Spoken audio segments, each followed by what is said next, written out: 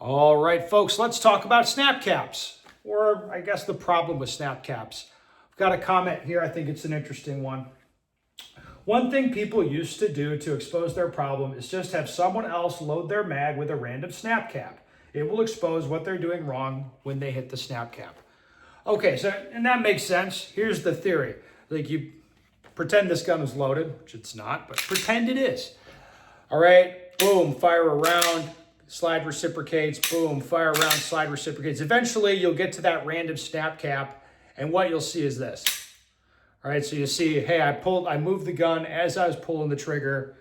The snap cap being there means there's no recoil, so you're gonna see that more easily. That's the theory with the snap caps. Now, what's the problem with this?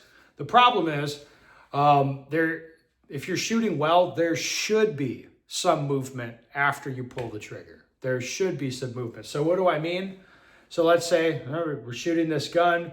The gun, boom, goes off in recoil, goes off, recoils up, and then I put in some input and return the gun exactly the same spot, right? So while this gun's going off, a good shooter is gonna put in input, like they're going to push on the gun a little bit just to return it back to the spot they want.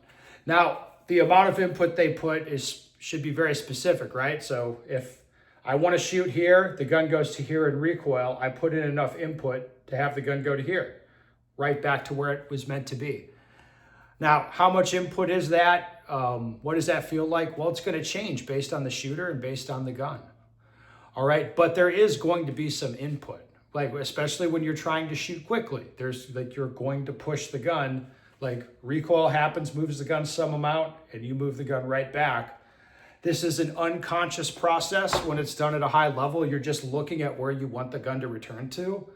And, most guys, they don't feel like they're working that hard to make this happen. They're just looking at a spot and the gun will return back to that spot. However, understand there is input. There is some movement in your muscles to make the gun return back. Now, what happens when guys get on this snap cap train is they're all about putting in no input. So slow fire, group shooting type of a thing, you can mount the gun, look at a spot, and the whole challenge is pull the trigger without moving anything, right? Pull the trigger, let the gun recoil, all right, it'll come back really slow, okay. And their whole thing becomes pull the trigger with no input.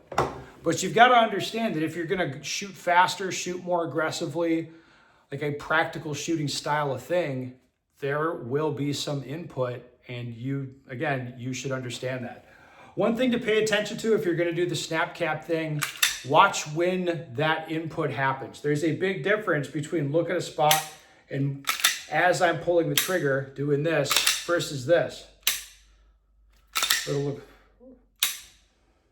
You'll see that where guys pull the trigger, you hear the striker fall, and then you see that input. It's a very subtle difference. But again, understand when you're shooting at a high level, there's going to be some input. It's just don't put in input as you pull the trigger. The input comes while the gun's recoiling. If you look at the spot you want, again, the gun will come back to that spot. See, look at that. We're talking about minutia today. If you guys have any other questions or comments about this stuff, go ahead, put it down below and we'll talk about it.